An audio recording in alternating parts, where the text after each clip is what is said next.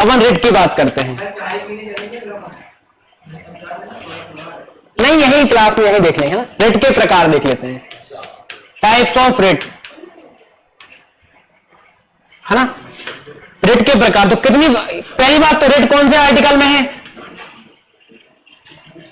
अरे यहां आ जाओ, अब कहां खोए हुए हो? आर्टिकल नंबर 32 में रिटों का क्या है, उल्लेख है। कितनी रिट होती है? कौन कौन सी होती है रूपचंद? बहुत बढ़िया, अध्यादेश।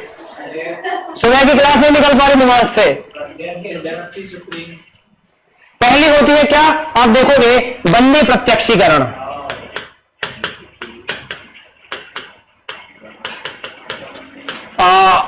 आपका जो डाउट है, दो क्वेश्चन अब मैंने स्टार्ट कर दिया, बता देना, बीच में बता दूंगा। बंदी प्रत्यक्षीकरण, हेबियस कॉर्पस रिट। दूसरा, इसके अलावा आप देखोगे, एक होती है क्या, परमादेश, मैंडामस, है ना, ठीक है। इसके अलावा एक होती है कौन सी, अधिकार प्रच्छा, अधिकार प्रच्छा, को वारंटो रिट।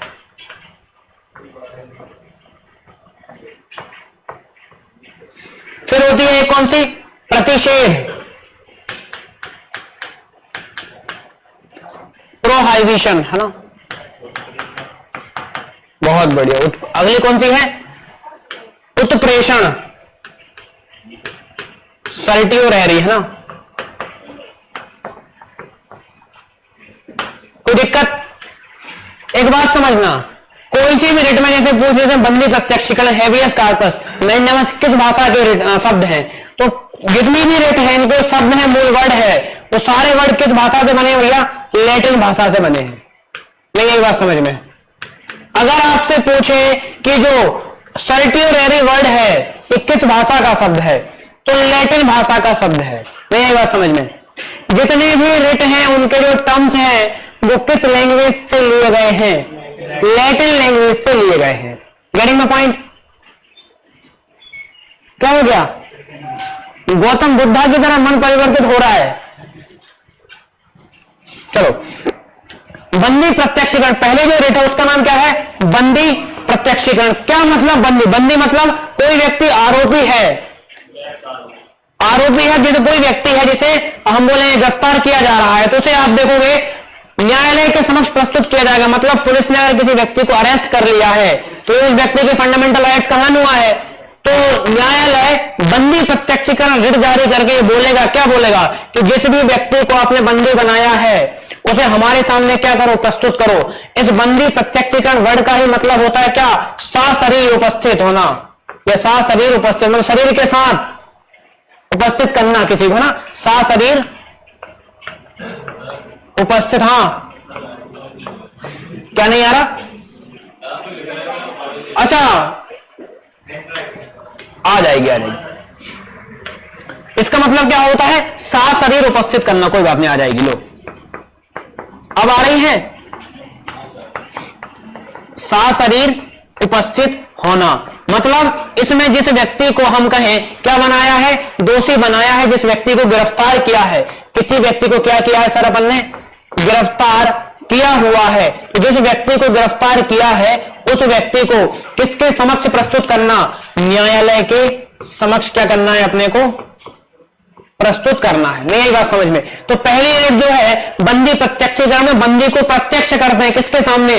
न्यायालय के सामने। आप बिना न्यायालय की परमिशन के उस व्यक्ति को कोर्ट में नहीं रख सकते। ठीक। दूसरी जो रिट है यह है परमादेश। परमादेश वर्ड का मतलब क्या होता है? हम आदेश देते हैं। परम आदेश, सबसे बड़ा आदेश, है ना। तो परमादेश वर्ड का ही मतलब क्या है? आदेश देना। क्या मतलब है? आदेश देना। किसको? कौन दे रहा है? तो मान लो कोई सरकारी अधिकारी है, कोई पुलिस वाला है। कल कहां गया बोल रहा था भ्रष्टाचार, अजय था। तो जैसे कोई अधिकारी है, उसका मतलब पुलिस अधिकारी, इंस्पेक्टर, उसका काम क्या है? पुलिस में जितनी भी कंप्लेंट आ रही है उनको लिखना, उनका सॉल्यूशन करना। अब वो आदमी कह रहा है कि मैं रिपोर्ट नहीं लिखूंगा तुम्हारी, क्यों? पैसा खा लिया अपन ने। तो तो बोले हम रिपोर्ट ही नहीं लिखेंगे। तो उसका काम क्या है? रिपोर्ट लिखना, लेकिन नहीं लिख रहा है वो। तो कोई भी सरकारी अधिकारी अपने कर्तव्यों के निर्वहन से अगर इनकार कर देता है, जैसे मैं गया रिपोर्ट लिखवाने, उसने नहीं लिखी, तो मैं कहां जाऊंगा? Supreme court. सुप्रीम कोर्ट पूछेगा भैया तुम्हारा काम था रिपोर्ट लिखवाने का, तुमने लिखी क्यों नहीं? तो वो सुप्रीम कोर्ट फिर ऑर्डर देगा कि जिस आदमी का वो दायित्व है भैया इसको पूरा करो। सुप्रीम कोर्ट बोलेगा उस इंस्पेक्टर से, उस कांस्टेबल से कि भैया रिपोर्ट लिखो। मेरी बात समझ में? तो उस आदेश में जो भी अधिकारी है सरकारी, उस सरकारी अधिकारी को आदेश दिया जाता है भैया जो तुम्हारा काम है उसको करो प्रॉपरली, और नहीं करोगे तो तुम्हें समस्या हो जाएगी। नहीं आ रही बात समझ में? किसको नहीं आ रही? क्या नहीं आ रहा समझ में? पूरी बात समझ आ रही? पक्का समझ में आना चाहिए ना। किसी को नहीं आई बता दो ना, ठीक है। तो इसमें क्या मतलब है इसका कि जो भी अधिकारी है, अधिकारी सरकारी ही होगा, तो सरकारी अधिकारी को क्या करना? आदेश देना। कौन देता है ये आदेश? सुप्रीम कोर्ट देता है, ठीक है। सुप्रीम कोर्ट उसके काय के लिए दे रहा है ये आदेश? उसके जो भी उसका काम दिया है उसको कि भैया तुम उसका क्या करो, जो कर्तव्य आपका है उस कर्तव्य का क्या करो सर? पालन करो, बस। तो उसके कर्तव्य पालन हेतु सुप्रीम कोर्ट जो है आदेश देता है किसको? उस अधिकारी को। ओके, चलो आगे बढ़ते हैं। अगली जो रेट है कौन सी? अधिकार परीक्षा। इसको आगे पहले इसको देखो। प्रतिषेध, क्या लिखा है? प्रतिषेध रेट। प्रतिषेध वर्ड का मतलब क्या होता है? प्रोहाइबिशन। क्या मतलब होता है इस वर्ड का? रोकना। तो इस वर्ड का मीनिंग क्या है? रोकना। किसको रोकना? पहली बात तो ये ऐसी रेट है जो हम बोले किससे संबंधित है? न्यायालय से संबंधित रेट है। हाँ, किससे संबंधित है? न्यायालय से रिलेटेड रेट है। अब न्यायालय से रिलेटेड रेट है मतलब किसी न्यायालय को ही जारी की जाएगी। कौन जारी करेगा? अपर न्यायालय जारी करेगा, है ना। तो सुप्रीम कोर्ट जारी करता है इस रेट को। कौन जारी करता है? सुप्रीम कोर्ट जारी करेगा। किसको? किसी भी लोअर कोर्ट को, लाइक हाई कोर्ट को। और इसमें जारी करके क्या कहता है? ये कहता है कि इस न्यायालय में ऐसा कोई मामला अपने हाथ में ले लिया है जो उसके अधिकार का नहीं है। जैसे मैंने आपको नहीं बताया, कहां सुबह बताया था, लेकिन सुबह वाले बैच में मैंने कहा था हाई कोर्ट है, सुप्रीम कोर्ट है। हाई कोर्ट के अपने विषय है कि ये काम हाई कोर्ट करेगा, सुप्रीम कोर्ट के अपने विषय है ये काम सुप्रीम कोर्ट करेगा, हाँ कि ना। तो मान लो सुप्रीम कोर्ट के क्षेत्र का वो काम है, हाई कोर्ट ने ले लिया, तो सुप्रीम कोर्ट क्या बोलेगा? भैया ये तुम जो काम कर रहे हो ये तुम्हारे औकात से बाहर का है, ये तुम्हारे अधिकार क्षेत्र से बाहर का है, ये काम तुम्हें नहीं करना है। तो इस प्रतिषेध रेट में क्या होता है कि किसी भी लोअर कोर्ट ने, है ना, शॉर्ट लिख दो, किसी भी अधीनस्थ न्यायालय ने, किसने? किसी भी अधीनस्थ या लोअर कोर्ट ने, अधीनस्थ न्यायालय ने ऐसा कोई मामला, कैसा मामला? ऐसा मामला अपने अधिकार में उस पर कार्यवाही कर रहा है, मतलब ऐसे मामले को वो क्या कर रहा है? कार्यवाही कर रहा है। कैसा मामला? जो इसके अधिकार का नहीं है, इसकी औकात के बाहर का है। कुल मिला के नहीं आई बात समझ में? इसके नहीं आ रही? नहीं आ रही? देखो, एक होता है क्या? हाई कोर्ट, एक होता है क्या? Supreme court. एक बात समझो, ये बड़ी बेसिक है लेकिन तुमने पढ़ा नहीं, ठीक है। हाई कोर्ट, सुप्रीम कोर्ट क्या करता है? फॉर एग्जांपल दो राज्य हैं, मध्य प्रदेश और छत्तीसगढ़, इनमें आपको पता होगा एक क्षेत्र है छोटा सा, किरार घाटी क्षेत्र है एमपी का, उसको लेकर के 7 स्क्वायर किलोमीटर का वो एरिया है। इस पे एमपी बोलता है कि ये एरिया हमारा है, छत्तीसगढ़ जो है वो कहता है ये एरिया हमारा है। मतलब दोनों राज्यों में विवाद है। तो दोनों राज्यों में विवाद है, तो इस विवाद का समझौता कौन करेगा? कौन सुलझाएगा इसको? तो ऐसे विवादों को जब जिनमें दो राज्यों के बीच में विवाद होता है, इनको कौन सुलझाता है? सुप्रीम कोर्ट सुलझाता है, हाई कोर्ट नहीं सुलझा सकता। तो फॉर एग्जांपल ऐसा विवाद हाई कोर्ट ने अपने पास, for example Jabalpur high court इसकी सुनवाई करने लगे, नहीं आई बात समझ में? जबलपुर हाई कोर्ट इस मामले की क्या करने लगे? सुनवाई कि भैया ये एमपी का है कि किसका है? छत्तीसगढ़ का है, तो ये इनके अधिकार से बाहर का है। तो सुप्रीम कोर्ट बोलेगा कि भैया तुम्हारे औकात के बाहर का है, ठीक है। तो यही मामला है कि जिनने अपने अधिकार से बाहर का कोई मामला ले लिया है, तो सुप्रीम कोर्ट उस मामले की सुनवाई को उस हाई कोर्ट में रोक देगा कि भाई हम ऑर्डर जारी कर रहे हैं, ये मामला तुम्हारे अधिकार का नहीं है। तो ये कौन सी रेट है? प्रतिषेध रेट। पहली बात तो ये कैसी है? एक न्यायिक रेट है, जुडिशियल रेट है। कैसी है? एक न्यायिक रेट है, मतलब केवल न्यायालय के विरुद्ध भी जारी की जा सकती है। ओके, हाँ कि ना? चलो, एक है उत्प्रेषण रेट। उत्प्रेषण रेट में क्या होता है? बेसिकली उत्प्रेषण रेट में यह होता है कि ये भी पहली बात, ये भी कैसी है, एक न्यायिक रिट है। कैसी है? एक न्यायिक रिट है ना। हम कहें तो क्या है सर? जुडिशियल रिट है। क्या है? जुडिशियल रिट है। मतलब ये भी किसी न्यायालय के विरुद्ध ही जारी की जाएगी। कौन जारी करेगा? अपर कोर्ट जारी करेगा लोअर कोर्ट को, है ना। बड़ा न्यायालय छोटे न्यायालय को जारी करेगा। इसमें क्या होता है? इसमें बेसिकली ये होता है कि कोई लोअर कोर्ट है, कौन है? कोई भी लोअर कोर्ट है, और ये किसी मामले की क्या कर रहा है? सुनवाई कर रहा है। क्या कर रहा है? सुनवाई कर रहा है। नहीं आ रही बात समझ में? किसी मामले क्या कर रहा है? सुनवाई कर रहा है। और जो अपर कोर्ट है, फॉर एग्जांपल सुप्रीम कोर्ट, इसको ये लग रहा है कि ये जिस मामले की क्या कर रहा है भाई साहब? सुनवाई कर रहा है, इसमें बहुत ज्यादा पब्लिक इंटरेस्ट जुड़ा हुआ है, लोक महत्व। फॉर एग्जांपल इलाहाबाद हाईकोर्ट है यूपी वाला, पहले राम जन्मभूमि बाबरी मस्जिद का जो केस था उसको कौन सॉल्व कर रहा था? इलाहाबाद हाईकोर्ट। लेकिन फिर सुप्रीम कोर्ट को लगा कि भैया ये मामला कैसा है, लोक महत्व का है बहुत, जिससे पूरे देश का सांप्रदायिक सौहार्द बिगड़ जाएगा, इतने इंपोर्टेंस का है ये मामला। तो सुप्रीम कोर्ट ने उस मामले को हाई कोर्ट से कहां बुलाया? Supreme court. उसको लगा कि ये मामला इनके बस का है नहीं, मतलब ज्यादा इंपोर्टेंस का मामला, तुम मत देखो, उसको हम देखेंगे। तो जब सुप्रीम कोर्ट को यह लगता है, क्या लगता है कि लोअर कोर्ट जिस मामले की सुनवाई कर रहा है और ये कैसा है? बहुत इंपोर्टेंट है। जब ये इंपोर्टेंट है तो ऐसे मामले को लोअर कोर्ट से कहां ट्रांसफर कराया जाता है?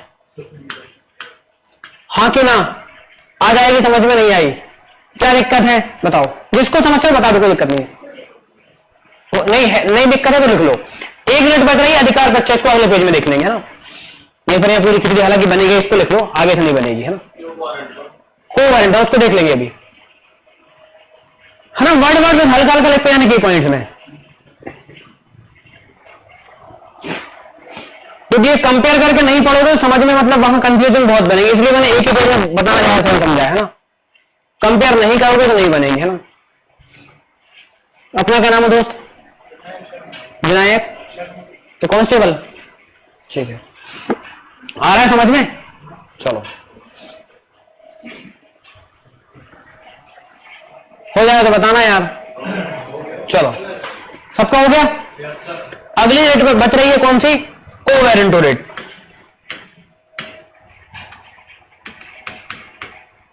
तेज हो तो भी बताना है ना। अधिकार प्रच्छा या कोवेरेंटो क्या है भैया इस रेट में? इस रेट में ये है, फॉर एग्जांपल जितने सरकारी अधिकारी हैं सबके काम निर्धारित हैं कि नहीं है? पुलिस वाले हैं कांस्टेबल हैं, पुलिस वाले हैं, तो इनका काम निर्धारित है। अब कोई पुलिस वाला बोल सोचे तो भैया कोई आदमी जंगल में लकड़ी काट रहा है तो मैं उसको पकड़ लूं, क्या तो संभव है? नहीं है। क्यों? इनका काम अलग है, उनका काम अलग है। तो कोई सरकारी अधिकारी अपने अधिकार क्षेत्र से जाकर के किसी और पद का काम करने लगे, किसी और के अधिकार क्षेत्र का काम करने लगे, तो जैसे फॉर एग्जांपल अपन ट्रेन में सब लोग सफर करते ही हैं, नहीं करते? करते हैं।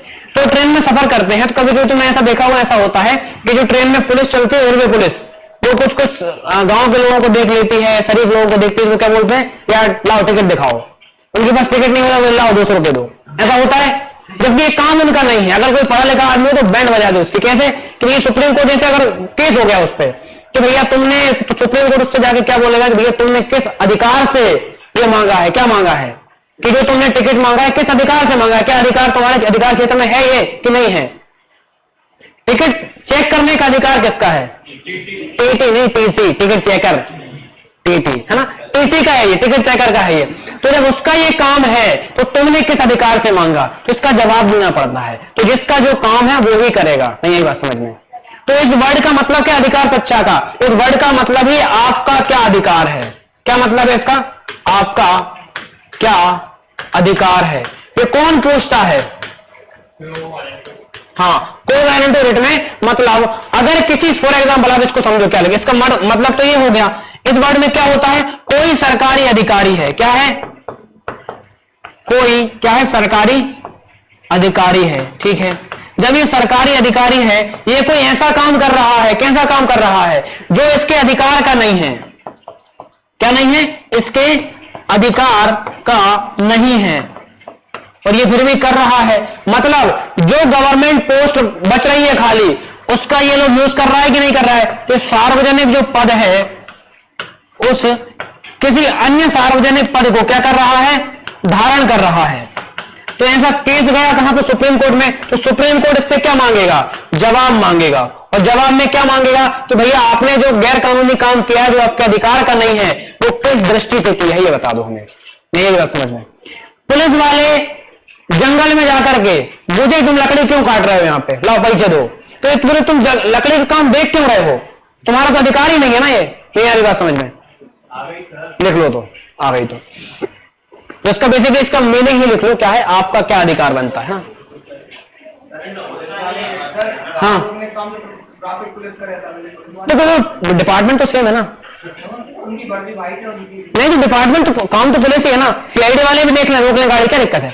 काम तो पुलिस का भाई, पुलिस की शाखाएं है ना, वो तो अलग अलग नहीं आ रही बात समझ में? वो तो शाखाएं है ना अलग अलग, तो उसमें भी काम चलता है। जैसे आप देखो तो इंडियन व्हीकल एक्ट 1973 बना हुआ है, उसमें एक प्रोविजन है कि कम से कम जो आपसे लाइसेंस मांग रहा है वो एक एसआई रैंक का अधिकारी कम से कम होना चाहिए। एक कांस्टेबल आपसे लाइसेंस नहीं मांग सकता। हाँ, और अगर मांग रहा है तो उस पर भी कोवैलेंट रेट लग जाएगी। वे तुमने किस हैसियत से मांगा है ये बताया तो? हाँ पुलिस वाले, हाँ यही तो एसआई रैंक का अधिकारी कम से कम आपसे लाइसेंस मांगेगा। कांस्टेबल जो है उसका दायित्व केवल इतना ही है कि वो आपकी गाड़ी रोक करके आपको सीनियर अधिकारी के पास ले जाए, बस। SI minimum SI rank 2 star होने चाहिए। गाड़ी रोक तो सकता है कांस्टेबल भी। हाँ हाँ बस वो विवाद का पूछा है, इतना समझ लो। वो गाड़ी रोकना वो आगे देखेंगे अपन, जब अपन बनेंगे कांस्टेबल तब देखेंगे। चलो हो गया इतना?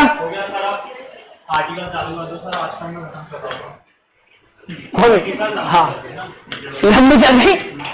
चलो अब आपने कहा पे, तो ये हमारे यहाँ पे क्या हो जाते हैं फंडामेंटल राइट्स। आपके 2 आर्टिकल है, वो अपन देख लेंगे ना। अब आते हैं अपन डीपीएसपी पे। क्या मतलब है इनका? Directive principles of state policy.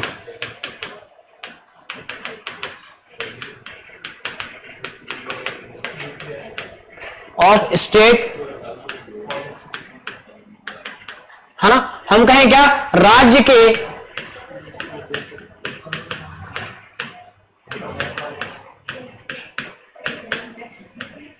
क्या धीरे धीरे बातें कर रहे हो मैथ वाले हिंदी वाले, क्या हो गया? क्या समझ में नहीं आ रहा मैथ में? नहीं सच में ईमानदारी से क्या समस्या आ रही है? सर का तो डाउट दिक्कत आए तो पूछा करो, मेरे से भी पूछा, बता रहा हूं ना मैं। और गति भी ठीक चल रही है अपनी। Thank you sir. चलो आ जाओ। अब देखो तो अपन क्या देख रहे हैं? डीपीएसपी। देखो अपन ने फंडामेंटल राइट्स देखे। क्या देखा फंडामेंटल राइट्स में? ये देखा कि भैया जो सरकार है वो क्या नहीं कर सकती, मतलब व्यक्ति है, व्यक्ति के अधिकारों पर सरकार अंकुश नहीं लगा सकती, कंट्रोल नहीं कर सकती, वो अधिकार है उनको छीन नहीं सकती। ये अपन ने फंडामेंटल राइट्स में देखा। मतलब हम कहें कि जो फंडामेंटल राइट्स हैं अपने, क्या है? जो फंडामेंटल राइट्स है एक तरफ क्या है? डीपीएसपी है। तो फंडामेंटल राइट्स में सरकार से कहा गया है सरकार ये नहीं कर सकती, व्यक्ति के अधिकारों को नहीं छीन सकती। मतलब जो फंडामेंटल राइट्स हैं अपने आप में कैसे? नेगेटिव फॉर्म में है। नहीं यही बात समझ में? कैसे है? नेगेटिव या नकारात्मक रूप से है, हाँ कि ना? कैसे है? नकारात्मक रूप में कि सरकार किसी के साथ भेदभाव नहीं कर सकती। नहीं, हिंदी में पढ़ा तो सकारात्मक और नकारात्मक वाक्य। तो ये कैसे? अपने अपने आर्टिकल 14 में क्या लिखा है? राज्य किसी व्यक्ति के साथ भेदभाव नहीं करेगा। नहीं, वर्ड नकारात्मक हो गया। डीपीएसपी जो वर्ड है, डीपीएसपी में सारे में यही लिखा है कि सरकार ये करेगी। सरकार को कोई काम करने के लिए प्रमोट कर रहे हैं पर इसके माध्यम से सरकार को दिशा निर्देश दे रहे हैं, सरकार को डायरेक्शन दे रहे हैं। यहाँ पे क्या लिखा है? राज्य के नीति निर्देशक तत्व, directive principles of state policy. मतलब सरकार को ऐसे प्रिंसिपल बता रहे हैं जो राज्य जो सरकार है उसकी पॉलिसी बनाने में उसको डायरेक्ट करे, किसको? सरकार को। तो मतलब अपने आप पे ये क्या है भैया? पॉजिटिव है, हाँ कि ना? कैसे? सकारात्मक है। सरकार को कुछ काम करने के लिए अपन क्या कर रहे हैं? मोटिवेट कर रहे हैं। फॉर एग्जांपल अभी आपको पढ़ाऊंगा, आप देखो आर्टिकल 40 के राज्य को पंचायतों का निर्माण करना है, तो कुछ काम करने का कह रहे हैं, तो ये कैसे अपने आप में पॉजिटिव है, हाँ कि ना? संविधान के कौन से पार्ट में उल्लेखित थे? फंडामेंटल राइट्स कौन से में थे? 3 में। आप देखो ये कौन से वाले में है, तो पार्ट नंबर 4 आर्टिकल 36 से लेकर के 51 तक। ठीक। दूसरी बात, फंडामेंटल राइट्स कहां से लिए थे, यूएसए से।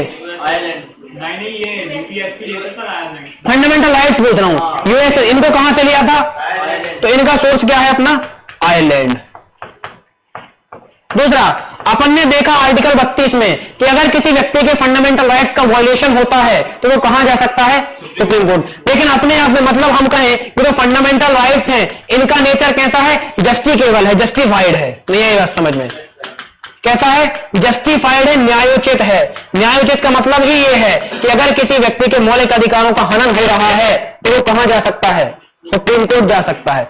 लेकिन जो डीपीएसपी ये कैसे हैं, ये गैर न्यायोचित है। मतलब इसमें पहली बात तो सरकार से कुछ काम करने के लिए कह रहे हैं, अपन कह रहे हैं इसमें डीपीएसपी में, तो अगर सरकार वो काम नहीं करती है तो अपन कहां नहीं जा सकते, सुप्रीम कोर्ट नहीं जा सकते कि सरकार ने लागू नहीं करवाया। क्यों, अच्छा क्यों ऐसी व्यवस्था रखी होगी अपन ने, ये कैसे है, नॉन जस्टिकेबल है। कैसे है, नॉन जस्टिकेबल। तो ये व्यवस्था क्यों करे अपन ने, नॉन जस्टिकेबल क्यों बनाया इसको, क्योंकि भैया देखो इसमें तो सरकार को काम करने के लिए कहा है कि ये काम करो, कल्याणकारी राज्य बनाओ। कल्याणकारी राज्य क्या होगा, रोड खुदा पड़ा, कल्याणकारी राज्य हो जाएगा क्या, तो रोड भी बनाओ, पुल भी बनाओ, शिक्षा भी, सारी चीजें करो। तो ये सारी चीज पैसे पे डिपेंड करती हैं। जब संविधान बना उस समय पैसा नहीं था अपने पास, तो इसलिए अगर अपन इनको भी कैसा बना देते, न्यायोचित बना देते, तो बोले हमारे घर की गली का रोड नहीं डला, चलो सुप्रीम कोर्ट, तो दिक्कत आती। समझ पा रहे हो बात को, इसलिए अपने इनका कैसा नेचर बनाया है, नॉन जस्टिफाइड बनाया है, गैर न्यायोचित बनाया है। गेटिंग माय पॉइंट, बढ़े आगे, ठीक है। इसके बाद जो अपने डीपीएसपी हैं, इन डीपीएसपी का लक्ष्य क्या है, एम क्या है, उद्देश्य क्या है। इनका उद्देश्य है कि भैया हमें देश को कैसा बनाना है, कल्याणकारी राज्य बनाना है ना। तो इसका उद्देश्य क्या, आर्टिकल 38 में बताऊंगा वहां भी, कल्याणकारी राज्य की स्थापना। क्या है इनका उद्देश्य, कल्याणकारी राज्य की क्या करना, स्थापना करना, एस्टेब्लिशमेंट ऑफ वेलफेयर क्या स्टेट, यस और नो। कल्याणकारी राज्य की क्या करना है, स्थापना करना, ये क्या है इनका उद्देश्य है। ठीक है, तो इनका सोच भैया कहां उल्लेख है, पहली बात तो भारतीय संविधान के भाग 4 के अनुच्छेद नंबर 36 से 51 तक। कहां से लिया है अपन ने, डीपीएसपी से लिया है। कैसे ये गैर न्यायोचित हैं और इनका उद्देश्य क्या है, कल्याणकारी राज्य। अब कल्याणकारी राज्य कैसा होगा, जहां पे समानता हो, जहां पे स्वतंत्रता हो बोलने की, जहां पे सारी शिक्षा हो, स्वास्थ्य हो, सारी चीजें उपलब्ध हो। तो सरकार इनको भी, सरकार का भी यही लक्ष्य होता है। सरकार हमेशा इन्हीं चीजों को, कल्याणकारी राज्य को बनाने का प्रयास करती है, हर जगह रोड डलवाई, ये उनका काम है। और वो चीजें, कुछ चीजें पैसे पर डिपेंड करती है, पैसा होगा तो बनेगा, है ना। देख लो कहां पे, हाँ ये नकारात्मक फंडामेंटल राइट्स हैं और ये पॉजिटिव हैं अपने आप में। अगर तेज हो जाए थोड़ा सा बताना यार, है ना। हो रहा है तेज, स्लो हो रहा है, अब इनको लिखने का थोड़ा सा समय देना पड़ेगा यार ना। नहीं फिर ये निपट जाएंगे, खत्म हो जाएंगे, है ना। इनका नहीं सर, मैं बोल रहा हूँ कि ये जो थोड़ा जो डीप है ना सर, उसको छोड़ दो। किसको, ये जो बहुत डीप है ना सर, जैसे कि आपको लग रहा है कि नहीं आएंगे। नहीं तो हाँ, लेकिन अब ये मेन चीज सोर्स है, इसमें आर्टिकल लिमिटेड ही बताऊंगा, सारे नहीं बताऊंगा, डोंट वरी। मैं भी यही चाहूँ, मैं इसलिए मैंने पहले पॉलिटी शुरू करी। मैं मैक्सिमम समय आपका एमपीजीके को देना चाहता हूँ, भरोसा रखो इस बात का ना। मैं वही मैं कहूँ, इसलिए मैं इसको सबसे पहले इसको लिया। कल्याणकारी राज्य की सब, एस्टेब्लिशमेंट ऑफ वेलफेयर स्टेट। तो मैं खुद चाह रहा हूँ आप मैक्सिमम समय एमपीजीके को दो जीएस में, क्योंकि उससे ज्यादा क्वेश्चंस बनते हैं आपके। अपना क्या नाम है दोस्त, पहली क्लास है आपकी, आ रहा है समझ में, हल्का हल्का ना, क्योंकि पहली क्लास से पहले हम कुछ, अरे फिर समस्या नहीं है। चलो तो चले, चलो हो गया, सबका हो गया। अपन लिख रहे हैं नहीं लिख रहे हैं, लिखना है सबको, है ना। अब आते हैं इसके महत्वपूर्ण जो आर्टिकल ना, तो हमने आर्टिकल 12 में क्या पढ़ा था, डेफिनेशन ऑफ स्टेट, है ना। आप जब यहां से अपने 36 से आर्टिकल शुरू हो रहे हैं डीपीएसपी के, आर्टिकल 36 पढ़ोगे उसमें क्या लिखा है, इसमें राज्य की परिभाषा लिखी है। हाँ, जो परिभाषा आर्टिकल 12 में लिखी है सेम यहां लिखी है, डेफिनेशन ऑफ स्टेट। आर्टिकल जो 37 है इसमें क्या लिखा हुआ है, इसमें जो डीपीएसपी है, इन डीपीएसपी का क्या लिखा हुआ है सर? नेचर लिखा हुआ है। कैसी इनकी प्रकृति है? कैसी प्रकृति है अभी बताई थी? नॉन जस्टिकेबल है, गैर न्यायोचित है। तो जो गैर न्यायोचित वाला कॉन्सेप्ट बताया था किस आर्टिकल में लिखा है सर? 37 में लिखा हुआ है। तो इनकी नेचर कैसा है भैया? गैर न्यायोचित है। कैसा है? नॉन जस्टिकेबल। यस और नो? आगे बढ़ते हैं। आर्टिकल 38 में क्या लिखा हुआ है? अभी आपको इनका एम बताया था डीपीएसपी का, सरकार का लक्ष्य क्या है? एस्टेब्लिशमेंट ऑफ वेलफेयर स्टेट, कल्याणकारी राज्य की स्थापना। ये कहां लिखा है सर? डीपीएसपी का लक्ष्य लिखा हुआ है। क्या लिखा है? डीपीएसपी का एम या लक्ष्य लिखा है। क्या एम है? कैसा राज्य बनाना? कल्याणकारी राज्य हमको बनाना है। ठीक है, आगे बढ़े। फिर आता है आर्टिकल नंबर 40। इसमें क्या लिखा है कि जो सरकार है ये विकेंद्रीकरण करेगी, डिसेंट्रलाइजेशन करेगी। विकेंद्रीकरण मतलब अलग अलग प्रकार की सरकारें बनाएगी, छोटे छोटे स्तर पर सरकार बनाएगी। आप देखो पंचायतों का गठन, हाँ क्या बनाएगी? पंचायतों का गठन, है ना। सरकार से कहा है संवैधानिक, भैया तुम क्या बनाओगे? पंचायतें बनाओगे। क्या इसके माध्यम सरकार ने पंचायतें बनाई हैं? बनाई हैं। जैसे आप देखोगे एक होता है स्थानीय ग्रामीण निकाय पंचायतें, नगर पंचायत, ग्राम पंचायत, और एक होता है शहरी निकाय, नगर पालिका, नगर निगम, है ना। तो ग्रामीण जो स्वशासन को संवैधानिक दर्जा दिया है अपन ने, और नगरीय निकायों को भी दिया है। तो ग्रामीण निकायों को कौन से संविधान संशोधन के माध्यम से दिया है? तो कल बताया था 73वां संविधान संशोधन अधिनियम 1992। यह सुनो, अनुसूची जोड़ी थी इसके माध्यम से 11वीं। आ रहा है याद? अनुसूची पढ़ाई थी, शेड्यूल 8, 9, 10, 11, 12, 11, हाँ 74 था, बहुत बड़ी, मतलब आ रहा है याद। चलो, तो इसमें 74वां संविधान संशोधन अधिनियम 1992, है ना। इसके माध्यम से 12वीं अनुसूची जोड़ी थी अपन ने, हाँ कि ना? हाँ, चेतन अवस्था में रहो, है ना। चले आगे, इस हो गया। अब आते हैं आर्टिकल नंबर 44 पे। क्या लिखा है आर्टिकल 44 में? है ना, यूनिफॉर्म सिविल कोड, कि भैया भारत में अलग अलग धर्म के लोग हैं कि नहीं है, तो सबके लिए विवाह, तलाक, शादी, है ना। जैसे इस्लाम धर्म में 7 शादियां लीगल हैं, 7 ही कि 3, मुझे ज्यादा पता नहीं है। हाँ, जितनी भी है, मतलब 1 से ज्यादा है। हिंदुइज्म में 1 ही शादी है, उसमें जो हिंदू मैरिज एक्ट बना है 1955 के अनुसार। तो ये अलग अलग विविधताएं क्यों आ रही हैं अलग धर्म के हिसाब से? भारत डेमोक्रेसी, सबके लिए एक कानून होना चाहिए। तो यहाँ आर्टिकल 44 में ये लिखा है यूनिफॉर्म सिविल कोड, है ना, एक समान नागरिक संहिता। हाँ, एक समान नागरिक क्या संहिता। इसका मतलब क्या है? Uniform civil code. इसका मतलब यह है कि सभी व्यक्तियों को काय के मामले में, काय में विवाह, तलाक, प्रॉपर्टी, जितने भी सिविल मैटर्स हैं, इनमें सभी धर्म के लोगों को समान समझा जाएगा। तो उसके लिए अब सरकार से अपेक्षा की जा रही है कि तुम क्या बनाओ? यूनिफॉर्म सिविल कोड बनाओ, सभी नागरिकों को एक समान ट्रीटमेंट दो। तो ऐसा कोई राज्य है क्या जिसमें यूनिफॉर्म सिविल कोड लागू है? बहुत इंपोर्टेंट फैक्ट है ये। हाँ, है ऐसा कोई राज्य देश में? कौन सा?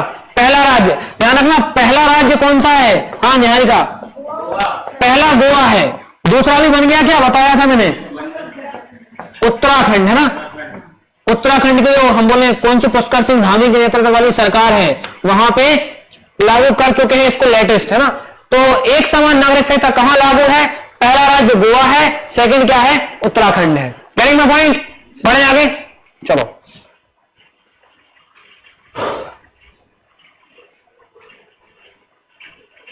चलें, चलो।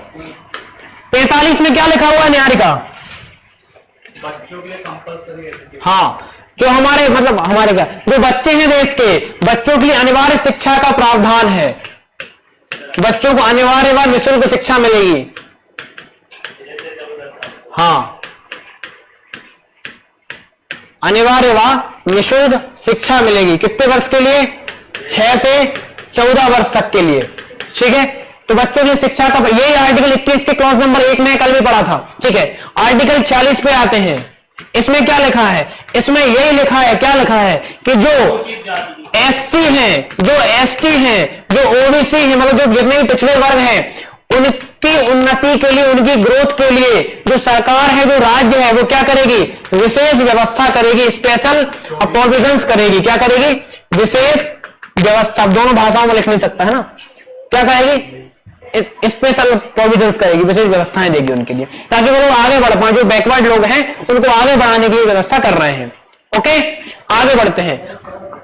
आर्टिकल 47 में क्या लिखा हुआ है? क्या लिखा है आर्टिकल? निहारिका, हाँ, इसमें कुल मिला के अपने काम का जो है वो ये है कि मादक पदार्थों पर प्रतिबंध लगाया गया है कि भैया नशीले जो चीजें हैं उन पर सरकार क्या लगाएगी? प्रतिबंध लगाएगी। दारू, ड्रग्स, इन पे क्या लगाएगी? प्रतिबंध लगाएगी, है ना। तो मादक पदार्थों के प्रयोग पे क्या लगाएगी? मादक पदार्थों के प्रयोग पर क्या लगाएंगे भाई साहब? क्या लगाएंगे? प्रतिबंध लगाएंगे। मादक मतलब नशीले, है ना, ड्रग्स वगैरह। अब बोले सर दारू तो बिकती है लीगल, क्यों नहीं हो रहा है? क्योंकि सरकार ने उसको, उससे जीडीपी में बहुत बड़ा भाग जाता है, बहुत टैक्स लगता है उस पर, सरकार की इनकम में उस पर पैसा जाता है। ठीक है, इसलिए तुम यहां आए हो तो बिहार से, है ना। तो ये मादक पदार्थों के प्रतिबंध पे क्या लगाते हैं अपन? प्रयोग पे बैन लगाते हैं, है ना, प्रतिबंध लगाते हैं। आर्टिकल 48 में क्या लिखा है? इसमें दो चीजें अपन याद रखेंगे 48 में। क्या क्या? पहली तो ये क्या कि भैया पर्यावरण संरक्षण करना है, सरकार ये काम करेगी। काय का? पर्यावरण संरक्षण, पेड़ पौधे लगाएगी, है ना। ठीक है, एक काम ये करेगी। दूसरा, जो दुधारू पशु होते हैं, समझते हो क्या होते हैं? दूध देने वाले, गाय, भैंस, बकरी। तो दुधारू पशुओं की हत्या पर प्रतिबंध लगाएगी, है ना, तो इनकी हत्या ना हो। दुधारू पशुओं की हत्या पर क्या लगाएगी? रोक लगाएगी। ये कहां लिखा है सर? आर्टिकल 48 में ही लिखी है दोनों चीजें। ठीक है, ये पर्यावरण संरक्षण के प्रयास करेगी। इसके लिए आप देखो, इसे आर्टिकल को आधार मान के सरकार ने बनाया भी है 1972 में। वन्य जीव संरक्षण अधिनियम 1972 बनाया है। अरे याद है कि नहीं है? तो वन्य, यहां चाहे तो लिख लो, वन्य जीव संरक्षण अधिनियम 1972। ओके, बढ़े आगे। ये मतलब इसी आर्टिकल को आधार मान के सरकार ने बनाया भी है वनों को बचाने के लिए। क्या? वन्य जीव संरक्षण अधिनियम 1900। ठीक है, हो जाए तो बताना। तो 48 तक हो जाएगा ये, कोई समस्या? बढ़े आगे, चलो। आर्टिकल 49 क्या लिखा है? 49 में क्या लिखा है? 49 में, आर्टिकल 49 में लिखा है कि जो भी हमारी ऐतिहासिक इमारतें हैं, जैसे लाल किला, ताजमहल, इधर अपना भोजपुर का मंदिर, इधर अपना सदर मंजिल भोपाल में जो भी है, जितनी भी ऐतिहासिक इमारतें हैं, इनको संरक्षित करने का दायित्व किसका होगा? सरकार का होगा। तो जितनी अपनी ऐतिहासिक इमारतें हैं, इनका क्या? संरक्षण, है ना, इनका क्या करना है? बचाव करना है। आप देखो, रायसेन का किला बाकायदा पुलिस तैनात होती है, वहां पे गार्ड तैनात होते हैं, एएसआई के लोग होते हैं वहां पे। लाल किला बाकायदा प्रोटेक्शन मिलता है उनको। कितनी भी चीजें हैं सरकार की। ठीक है, आर्टिकल 50, पहली क्लास याद करो, जिस दिन पहली क्लास पढ़ाई थी, 3 अंग बताए थे सरकार के, विधायिका, कार्यपालिका, न्यायपालिका। तो यहां पे आर्टिकल 50 में यही लिखा हुआ है। क्या लिखा हुआ है? कार्यपालिका का न्यायपालिका से पृथक्करण। कौन कौन था पहली क्लास में? पक्का? क्या हो? तो कार्यपालिका क्या करती है? जो सरकारी विभाग को काम देते हैं ना, मतलब याद है थोड़ा थोड़ा। ठीक है, बढ़िया बढ़िया बढ़िया। कार्यपालिका का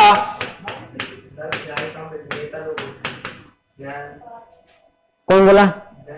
नेता। हाँ, नेता विधायिका में भी होते हैं, कार्यपालिका में भी होते हैं। ठीक है, कार्यपालिका का न्यायपालिका से क्या? पृथक्करण, सेपरेशन ऑफ एग्जीक्यूटिव, है ना, टू जुडिशियरी, है ना, कि इन दोनों को अलग अलग करना। क्यों अलग करना? क्योंकि मैंने बताया था पहली क्लास में, पावर का मिसयूज ना हो, इसीलिए अलग अलग लोगों के हाथ में अलग अलग पावर दे रहे हैं। तो कार्यपालिका और विधायिका को अलग अलग करके रखना ही दायित्व है सरकार का। आगे बढ़ते हैं। आर्टिकल 51 में क्या लिखा हुआ है? है ना, अंतरराष्ट्रीय शांति और समझौता, कि अंतरराष्ट्रीय शांति को बढ़ावा देंगे हम। वो पापा बहुत रुकवा दिया है ना। अंतरराष्ट्रीय शांति, हाँ, अंतरराष्ट्रीय शांति और समझौतों को प्रोत्साहन, है ना। इंटरनेशनल पीस जो है इसको हम क्या करेंगे सर, प्रमोट करेंगे, है ना। लड़ेंगे भिड़ेंगे नहीं, टूट लेंगे लेकिन मारेंगे नहीं, यही होता है हर बार। चलो, है ना। इतने ही आर्टिकल डीपीएसपी में पढ़ने, हालांकि अपन चाहे तो इसमें बहुत खोद के पढ़ सकते हैं। आर्टिकल 39 में पढ़ा ही नहीं, 39 के सब आर्टिकल में 6 हैं, लेकिन जरूरत है नहीं है उसकी। 41, 42 में 3 है ना, 41 में 2 हैं, 43 में 3 है, लेकिन उसमें जरूरत है नहीं है, लिख लो। ठीक है, आगे बढ़े। तो यहां अपने क्या होते हैं भैया, ये फंडामेंटल ड्यूटीज खत्म होते हैं, डीपीएसपी खत्म हो गए, मतलब ऐसा। अब आते हैं कहां पे, फंडामेंटल ड्यूटीज पे, मौलिक कर्तव्यों पे। इसमें कुछ काम की चीजें जो रहेंगी वो, हाँ, मौलिक क्या कर्तव्य, फंडामेंटल क्या ड्यूटीज।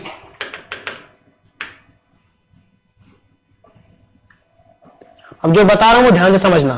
पहली बात तो ये कि जो मौलिक कर्तव्य हैं, जो फंडामेंटल ड्यूटीज हैं, क्या हमारे जो संविधान बना था 1950 में, उसमें ओरिजिनल फॉर्म में थे क्या? तो पहली बात तो जो मूल संविधान मतलब जब बन के कंप्लीट हुआ उस समय, पहली बात तो ये कि मूल संविधान में नहीं थे। कौन नहीं थे? हाँ, मूल संविधान में नहीं थे। इसका मतलब क्या है, संशोधन करके जोड़ा है हमने, तो हमने इनको क्या किया है, बाद में जोड़ा है। बाद में क्या किया है, जोड़ा है। बाद में जोड़ा है तो कहां कब जोड़ा है? तो आप देखोगे हमने कौन सा 42वां संविधान संशोधन अधिनियम, 42वां मतलब इससे पहले 41वां संविधान में चेंजेस कर चुके थे। ये 42वां है, 42वीं बार अपन क्या कर रहे हैं, अमेंडमेंट कर रहे हैं। तो 42वां संविधान संशोधन अधिनियम 1976 के माध्यम से संविधान में जोड़ा, हाँ कि ना? जब हमने 1976 के माध्यम से जोड़ा तो क्या ऐसे मुंह उठा के जोड़ दिया? तो आप देखोगे हमने इसका सोर्स लिया, कहीं से तो चुराया होगा इसको, तो अपन ने इसका सोर्स क्या है, कहां से चुराया है, तो कहां से लिया है अपन ने? तो अपन ने जो सोवियत संघ है, सोवियत संघ रूस, तो सोवियत संघ रूस के हमने संविधान से लिया है इसको। जब हम बोले कि सरकार ने क्या सोचा समझा ने डायरेक्ट ले लिया वहां से, तो सोचा समझा है प्रॉपर। इसके लिए अपन ने एक कमेटी बनाई है, मतलब ऐसी कमेटी, ये पूछता है कि किस समिति की सिफारिश पे अपन ने संविधान में किसको जोड़ा, फंडामेंटल ड्यूटीज को जोड़ा। तो कौन सी समिति ने इसकी रिकमेंडेशन की है सर? हाँ, तो इसकी सिफारिश किसने करी है? सरदार स्वर्ण सिंह समिति। कौन सी समिति? सरदार स्वर्ण सिंह समिति। मतलब सरदार स्वर्ण सिंह की अध्यक्षता में क्या बनाई अपन ने, समिति बनाई। इसमें सदस्य पूछे गए कितने सदस्य थे, कितने थे न्यायिका?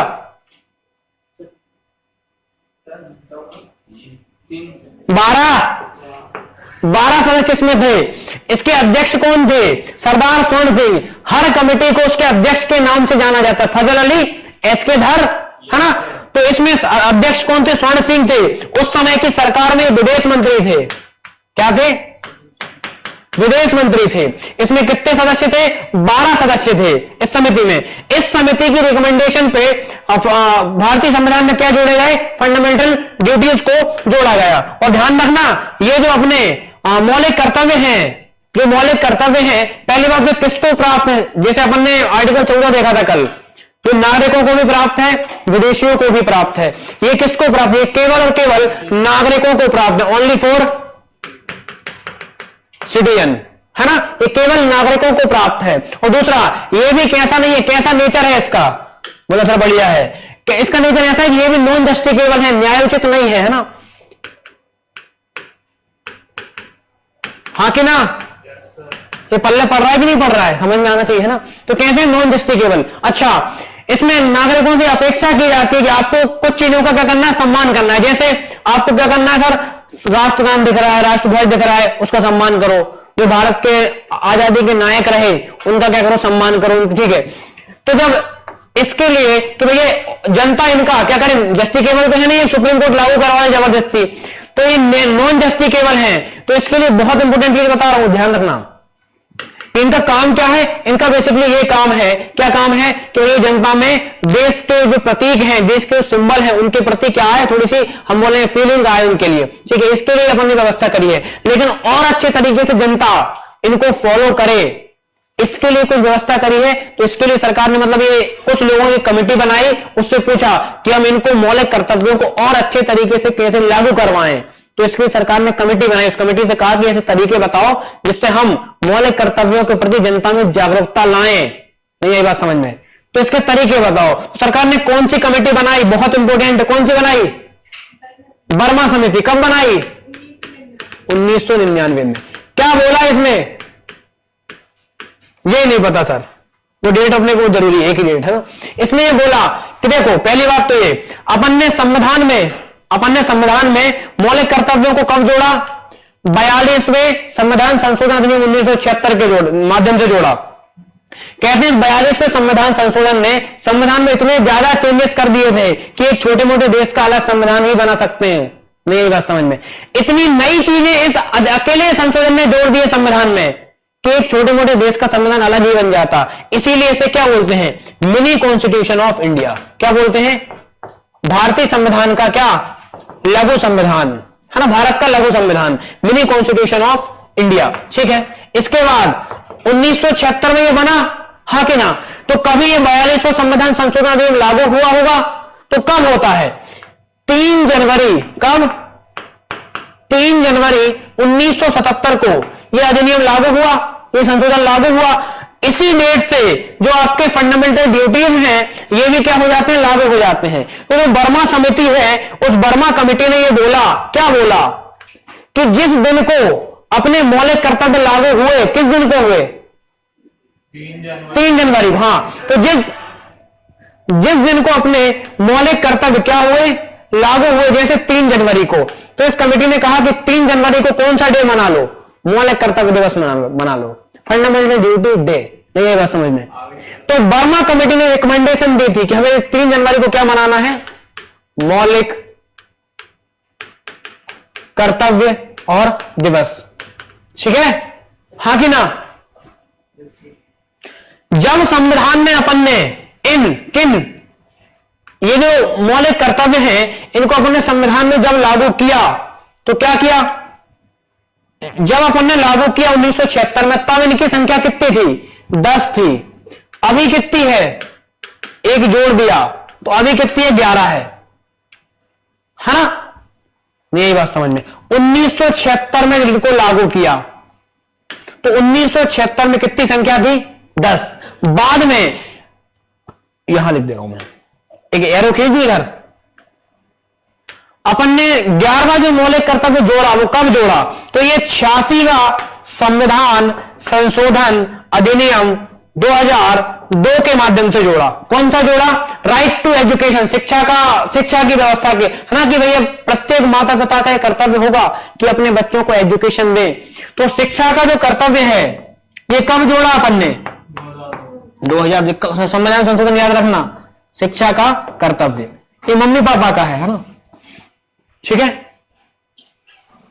बच्चों का अधिकार कहां? 21A में है। सरकार का कर्तव्य कहां है? आर्टिकल 45 में। हाँ बढ़िया, तो लिख लो इतना।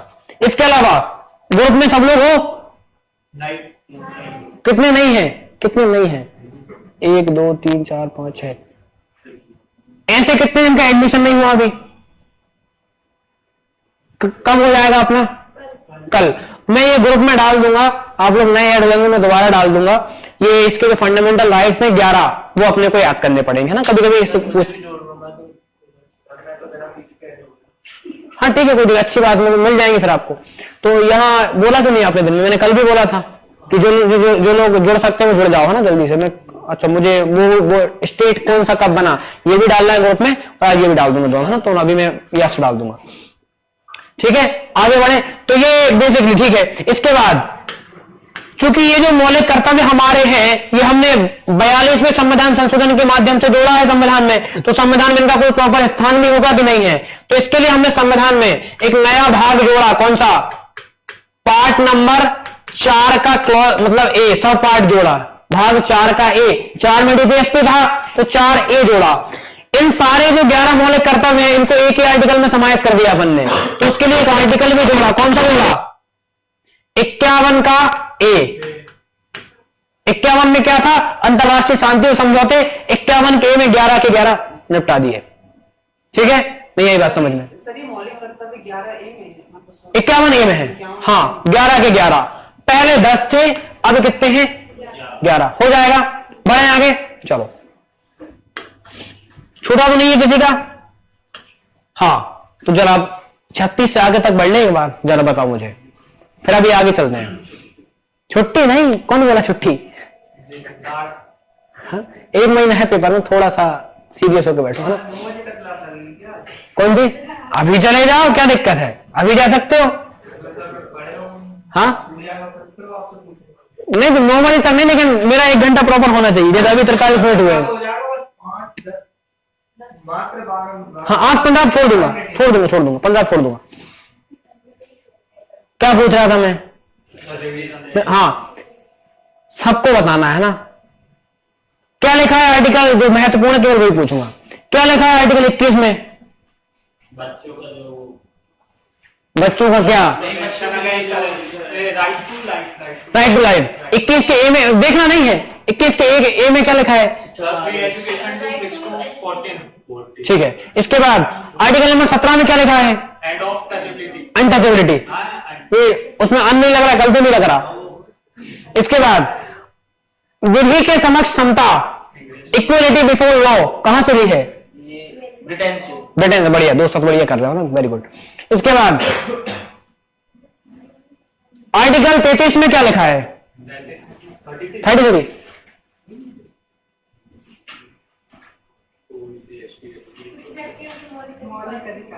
किन व्यक्तियों के? आर्मी वाले, आर्म्स। ठीक है, बढ़िया। 44 में क्या लिखा है? Uniform civil code. 48 में 2 बातें लिखी। हाँ सर, वो एनवायरमेंटल सर, पेड़ पौधे वाला। हाँ, और पशुओं की हत्या ना हो। ठीक है। शराब की बात, नशे की बात कहां करी है? जो तुम्हारे मतलब की है 47 में। 50 में क्या लिखा है? सेपरेशन, है ना? ये अपन ने पहली क्लास में पढ़ा था, याद है? इसके बाद आर्टिकल 9 में क्या लिखा है? पढ़ाया था कल, आप नहीं थे। दोहरी नागरिकता पे प्रतिबंध लगाया कि भैया भारत में दोहरी नहीं चलेगी। मतलब तुम मेरे हो तो केवल मेरे से बात करोगे, किसी और से नहीं करोगे, मुझे ऐसा वाला। इसके बाद हमने वो देखा था, क्या देखा था? 11 में क्या लिखा है? आर्टिकल 11 वो 10 में लिखा है। नागरिकता के जो विनियमन है, रेगुलेशन है, वो कौन करेगा? पार्लियामेंट करेगी। नागरिकता का कॉन्सेप्ट कहां से लिया है? ब्रिटेन से। पुराने वालों तुम भी बताओ, नए वालों, है ना? घर जाके पढ़ा करो थोड़ा बहुत, है ना? जो पढ़ा रहा हूं उससे बाहर मार दो, उससे भी नहीं जाएगा, बेफिक्र रहना। लेकिन जितना पढ़ा रहा हूं वो तो पढ़ो। चलो, अब आपने कहा पे 4 भाग हो गए हमारे, 4 ए भी हो गया। अब आते हैं संविधान के भाग 5 पे, है ना? पार्ट नंबर 5, है ना? क्या नाम है इस भाग 5वें भाग का? जैसे 4थे के डीपीएस पे था द यूनियन। क्या हो रहा है? चलो, इसका नाम क्या है भैया? यूनियन या संघ। संघ मतलब केंद्र। 3 सूचियों में शक्तियों का विभाजन है। कौन सी अनुसूची में है? 7 में। बढ़िया बढ़िया कर रहे हो दोस्त, है ना? इसके बाद 4थी अनुसूची में क्या है? चौथी अनुसूची में सर जो राज्यों को विवरण करना, क्या? राज्यों की जो सीटें हैं उनको राज्यसभा में, ये कहना है राज्यसभा में ना। चलो, बन जाएगा हालांकि। ठीक है, भाग 5 की बात कर रहे हैं। भाग 5 का कौन से आर्टिकल से कौन से आर्टिकल तक है ये? 152 से लेकर के 52 से 151। अच्छा, 52 से लेकर के 151 मतलब 100 आर्टिकल, है ना? अरे हाँ कि ना? ठीक है, मेरी गणित कमजोर है। चलो, हालांकि 150 से ऊपर निकलेंगे, बहुत सारे सब आर्टिकल है। ठीक है, पहली बात तो ये कि भैया जो पहला क्वेश्चन बड़ा सिंपल सा बनता है। क्या बनता है निहारी, क्या बताया तो सुबह वाली क्लास में कि जो भाग 5 है ये कितने चैप्टर्स में डिवाइड है ना। तो इसमें कितने चैप्टर्स में डिवाइड है? 5। तो पहला प्रश्न यही बनेगा अपना, कितने चैप्टर्स में डिवाइड, कितने में है? 5 में। हाँ, तो पहला जो हम बोले अध्याय है, चैप्टर है, वो कौन सा है भैया? कितने आर्टिकल आ रहे हैं इसमें? Chapter number 1। हाँ, क्या है इसमें? 16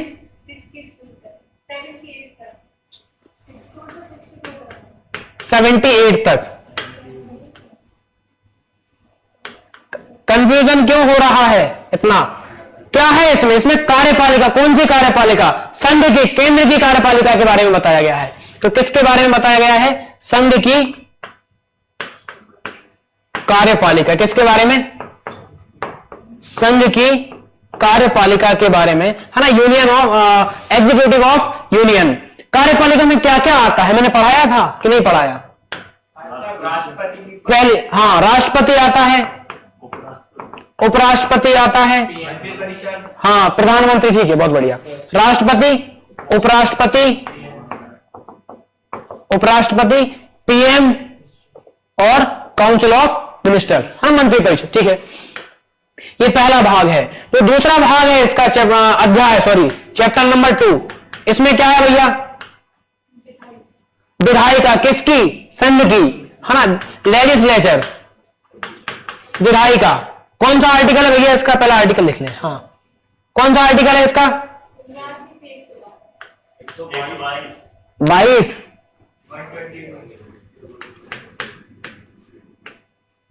ठीक है, 79 से लेकर के 122 तक। क्या लिखा है इसमें? जो विधायिका है, कहां की विधायिका? केंद्र की विधायिका, मतलब संसद। इसके बारे में बताइए। इसमें आप देखोगे जो लोकसभा है इसके बारे में बताया हुआ है, जो राज्यसभा है इसके बारे में बताया हुआ है, कैसे अधिनियम बनेगा, कैसे लोकसभा से पारित होगा, कैसे राज्यसभा से पारित होगा, कैसे दोनों की लड़ाई हो रही है तो कैसे अधिनियम बनाएंगे, वो सारी चीज लिखी है।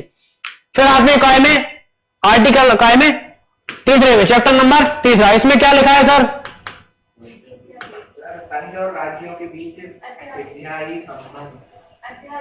अध्यादेश, है ना। इसमें केवल एक ही आर्टिकल आता है, आर्टिकल नंबर 123। आर्टिकल नंबर कौन सा आता है? 123। क्या लिखा है इसमें? इसमें लिखा है कि जो राष्ट्रपति है, जो प्रेसिडेंट है, कौन है? जो राष्ट्रपति है, ये क्या करेगा? ये अपना मतलब संसद ने जो कानून बनाया वो अधिनियम कहलाता है। राष्ट्रपति जो कानून बनाता है वो क्या कहलाता है? ऑर्डिनेंस या अध्यादेश कहलाता है। तो राष्ट्रपति का अध्यादेश किसमें है? आर्टिकल नंबर 123 में। कौन सा चैप्टर है? तीसरा। चैप्टर नंबर 4 पे आते हैं। हाँ, कौन सा चैप्टर है सर ये? Chapter number 4। क्या है इसमें? कहां से कहां तक? 147 तक। इसमें क्या है? इसमें है न्यायपालिका, है ना, सर्वोच्च न्यायालय भारत का। इसमें न्यायपालिका कैसे काम करेगी, कैसे नियुक्त होंगे न्यायाधीश, ये सारी चीजें इसमें डिटेल में लिखी हुई है। सर्वोच्च न्यायालय, ओके, तो इसके बारे में लिखा हुआ है, ठीक है। फिर जो आखिरी चैप्टर बच रहा है, कौन सा? Chapter number 5। कौन सा आर्टिकल है इसमें? 148 से लेकर के 151 तक। इसमें क्या है? कैग के बारे में बताया हुआ। कैग क्या होता है? कैग सरकार जो पैसा खर्च कर रही है, कहां कितना पैसा, उसका हिसाब किताब इसी के पास होता है। हाँ, नियंत्रक और महालेखा परीक्षक, है ना, कंट्रोलर एंड अटॉर्नी जनरल, ठीक है। तो ये चैप्टर अपने को याद होना चाहिए। डायरेक्ट पूछते हैं क्वेश्चन कि संघ की कार्यपालिका का कौन सा चैप्टर है? तो पहला भाग 5 का पहला चैप्टर। दूसरा विधायिका कौन से चैप्टर में? सेकंड वाले में। चैप्टर 3 में क्या है? अध्यादेश है। चैप्टर 4 में क्या है? सर्वोच्च न्यायालय है। चैप्टर 5 में क्या है? कैग के बारे में हो जाएगा। अब अपन एक एक को देखेंगे, तो काम की चीजें हैं अपनी, है अभी 4-5 मिनट का समय और है।